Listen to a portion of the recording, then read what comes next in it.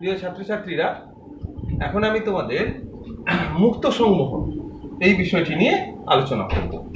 তো সংবহন দু রকমের হয়। সংবহন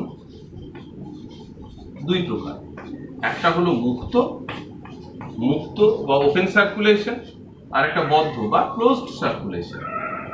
মুক্ত কাকে বলবো? মুক্ত সংবহন না যেখানে রক্ত হৃৎপিণ্ড, ধরো হৃৎপিণ্ড, এগুলো রক্তবাহ বা ধমনী, এর মধ্যে দিয়ে প্রবাহিত হওয়ার সময় রক্ত আবদ্ধভাবে প্রবাহিত হয়। যখন হৃৎপিণ্ড, ধমনী, শিরা এর মধ্যে দিয়ে রক্ত যখন প্রবাহিত হয় তখন রক্ত আবদ্ধ থাকে, বাইরে বেরোতে পারে না। কিন্তু যখন কেটে যায় তখন বাইরে বেরিয়ে আসে। কিন্তু কিছু প্রাণীদের ক্ষেত্রে, বিশেষ করে নিম্ন শ্রেণী অমেরুদণ্ডী প্রাণীদের ক্ষেত্রে দেখা যায় রক্ত ধমনীর মধ্যে বা রক্তবাহের মধ্যে দিয়ে বদ্ধভাবে প্রবাহিত হতে হতে ফাঁকা জায়গা, এই যে ফাঁকা জায়গা গহ্বর, এই গহ্বরের মধ্যে রক্ত এসে পড়ে। তারপর এখান থেকে এগুলো ধরো কোষ, এই গহ্বর থেকে ব্যাপন পদ্ধতিতে কোষে কোষে রক্তের থেকে অন্য বিভিন্ন উপাদানগুলো যেগুলো রক্তের মাধ্যমে বাহিত হয় সেগুলো কোষে পৌঁছে যায়। আবার কোষ থেকে বিভিন্ন রেচন পদার্থ বা বর্জ্য বস্তু এগুলো যেগুলো তৈরি হয় সেগুলো আবার এই গহ্বরের মধ্যে এসে পড়ে। তারপর সেই দূষিত পদার্থযুক্ত রক্ত ফিরে যায় হৃৎপিণ্ডে। এই যে গহ্বর যাকে বলে হিমোসিল, দেহ গহ্বরকে বলা হয় হিমোসিল বা একে ল্যাকুনাও বলা হয়, ছোট ছোট গহ্বরকে ল্যাকুনাও বলে। তো হিমোসিলের মধ্যে বা দেহ গহ্বরের মধ্যে রক্ত এসে পড়ে।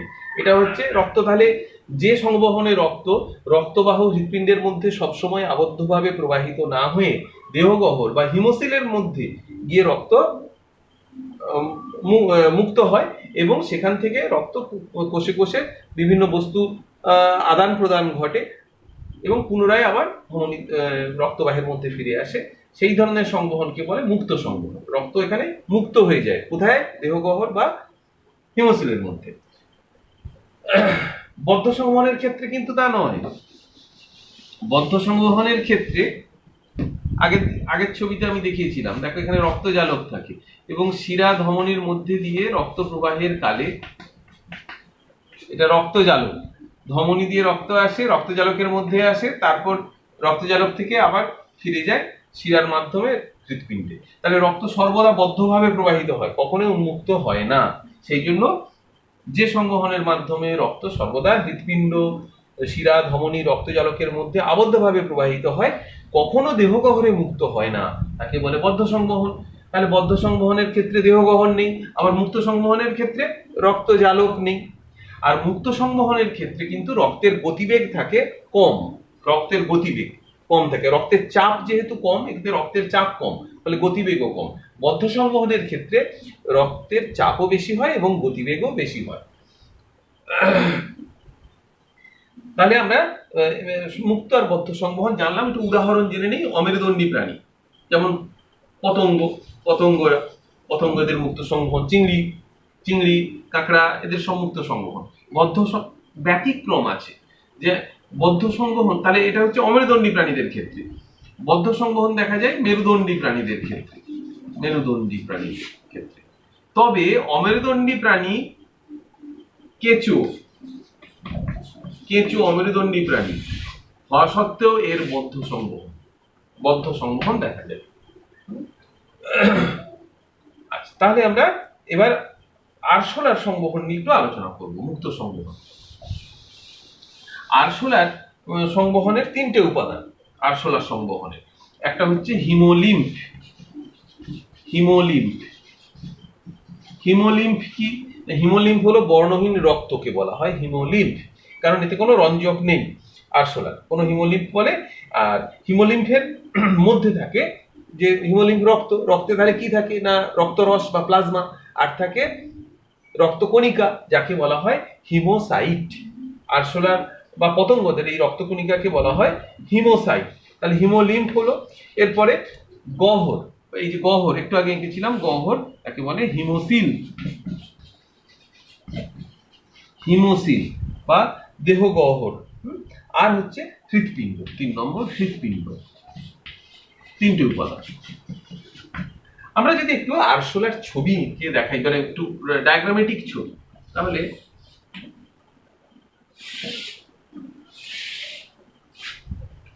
দেখব যে আরশোলার দেহকে আমরা তিনটে এইরকম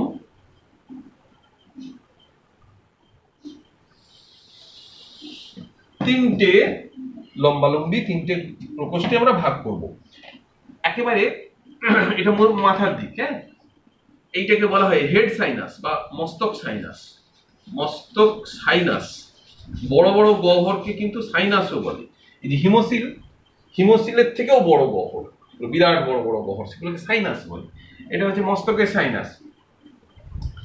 পিঠের দিকে, এটা পিঠের দিক যে গহ্বর থাকে তাকে বলে পেরিকার্ডিয়াল সাইনাস। Pericardial sinus. পেটের দিকে যেটা থাকে তাকে বলে পেরিনিউরাল সাইনাস। Perineural sinus. আর উভয়ের মাঝখানে যে সাইনাস থাকে, গহ্বর, বিশাল গহ্বর, তাকে বলে perivisceral sinus. Perivisceral sinus. Pericardial সাইনাসের মধ্যে রয়েছে হৃৎপিণ্ড। এর মধ্যে রয়েছে হৃৎপিণ্ড, এইরকম দেখতে নলাকার হৃৎপিণ্ড। এই হৃৎপিণ্ডটা মোট 13 প্রকোষ্ঠ।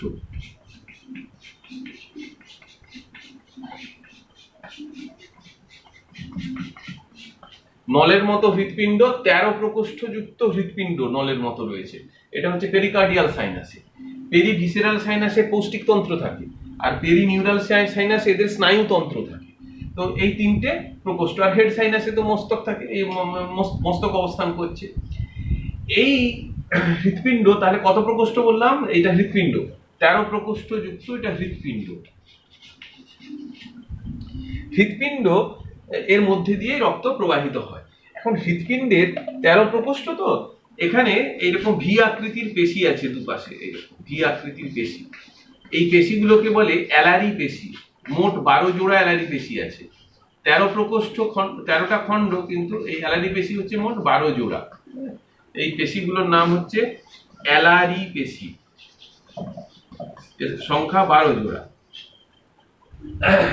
এবার এই যে তিনটে সাইনাস, এই সাইনাসের মধ্যে ছিদ্র আছে, ধরো অনেকগুলো করে ছিদ্র আছে, আমি দুটো চিত্র আঁকলাম, ছিদ্র। কি হয় দেখ, মনে করে এখান থেকে আমি স্টার্ট করছি।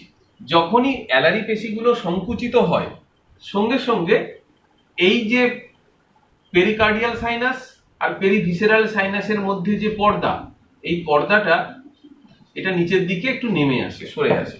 তাহলে এটা নিচের দিকে এরকম নেমে আসে।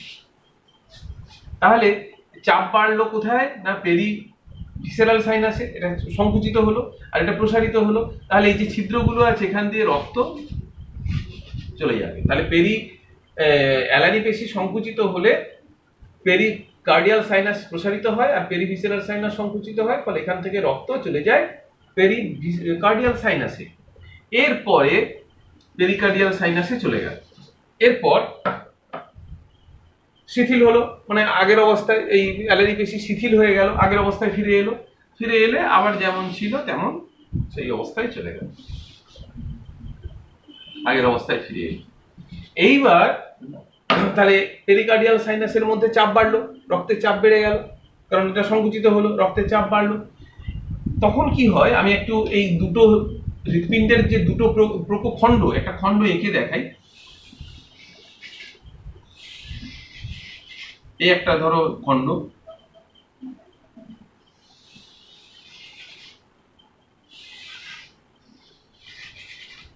এই হচ্ছে এরকম খণ্ড। এই দুটো খণ্ডের সংযোগস্থলে এই যে ছিদ্র, এই ছিদ্রগুলোকে বলে অস্টিয়া।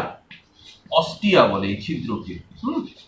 দুটো খণ্ডের সংযোগস্থলে যে ছিদ্র থাকে, এই যেগুলো একটা খণ্ড, এই দুটো খণ্ডের, আর এইগুলোকে বলে কপাটিকা। এটা হচ্ছে কপাটিকা। কপাটিকা মানে দরজার মতো। যখনই এটা সংকুচিত হয়, এই পেরিকার্ডিয়াল সাইনাস সংকুচিত হয়ে গেল, রক্তের চাপ বাড়লো ভেতরে, তখন অস্টিয়া দিয়ে রক্ত, এই পেরিভিসেরাল সাইনাসে তো রক্ত ভর্তি হয়েছিল, সেটা এই অস্টিয়ার মধ্যে দিয়ে হৃৎপিণ্ডে রক্ত প্রবেশ করবে। এই হৃৎপিণ্ডের অস্টিয়ার ভিতর দিয়ে রক্ত প্রবেশ করবে। এগুলো তো সবই এইরকম, অস্টিয়া দিয়ে রক্ত ঢুকে যাবে হৃৎপিণ্ডের মধ্যে, বুঝতে পারলে? এরপরে পেছন দিক থেকে সংকোচন শুরু হবে, এই হৃৎপিণ্ডের সংকোচন পেছন দিক থেকে শুরু হবে, সামনের দিকে সংকুচিত হলে এই যে কপাটিকাগুলো সব বন্ধ হয়ে যাবে। বন্ধ হয়ে গেলে পরে রক্ত পেছন দিক থেকে সামনের দিকে এরকম প্রবাহিত হবে, মানে এই পেছন দিক থেকে সামনের দিকে প্রবাহিত হয়ে সামনে এখানে একটা ধমনী আছে, এটাকে বলা হয় অগ্রমহাধমনী। অগ্রমহাধমনীতে চলে আসবে, তারপর সেই রক্ত চলে আসবে কোথায়? হেড সাইনাস, মস্তক সাইনাসে। সেখান থেকে রক্ত পৌঁছে যাবে এবার পেরিভিসেরাল সাইনাসে, পেরিকার্ডিয়াল সাইন, পেরিনিউরাল সাইনাসে। এখান থেকে রক্ত এবার যাবে পেরিভিসেরাল সাইনাসে, তারপর সেখান থেকে আবার চলে যাবে, যেমন একটু আগে বললাম যেভাবে যায় অ্যালারি পেশির সংকোচনে রক্ত চলে যাবে পেরিকার্ডিয়াল সাইনাসে। তো এইভাবে রক্ত আরশোলার দেহে প্রবাহিত হচ্ছে। তাহলে রক্ত আরশোলার দেহে যে সংবহন হয়, আমরা হৃৎপিণ্ড থেকে যদি স্টার্ট করি, তাহলে হৃৎপিণ্ডের পেছন দিক থেকে সামনের দিকে সংকোচন হলে পরে অগ্রমহাধমনী দিয়ে রক্ত চলে আসে মস্তক সাইনাসে, মস্তক সাইনাস থেকে আসে পেরিনিউরাল সাইনাসে, সেখান থেকে রক্ত আসে পেরিভিসেরাল সাইনাসে, তারপর অ্যালারি পেশি যেই সংকুচিত হয় এখান থেকে এই কি বলে অ্যালারি পেশি সংকুচিত হলে এখান থেকে রক্ত পেরিভিসেরাল সাইনাসে চলে আসে, ভিসেরাল সাইনাস থেকে পেরিকার্ডিয়াল সাইনাসে চলে আসে, তারপর সেখান থেকে পেরিকার্ডিয়াল সাইনাস থেকে রক্ত হৃৎপিণ্ডে প্রবেশ করে, আবার সেই পেছন দিক থেকে সামনের দিকে সংকোচন হয়ে হৃৎপিণ্ডের এইভাবে ক্রমাগত সংকোচন হচ্ছে। তাহলে একটা ওয়ার্ড ডায়াগ্রাম শব্দচিত্রের সাহায্যে পুরোটাই সুন্দরভাবে দেখানো যাবে। তোমাদের বইও রয়েছে শব্দচিত্রটা, তোমরা এখান থেকে তাহলে এটা তৈরি করবে। আশা করি তোমরা মুক্ত সংবহন এটা বুঝতে পেরেছো। পরের পর্বে আমি বদ্ধ সংবহন আলোচনা করে প্রশ্নগুলো দেবো।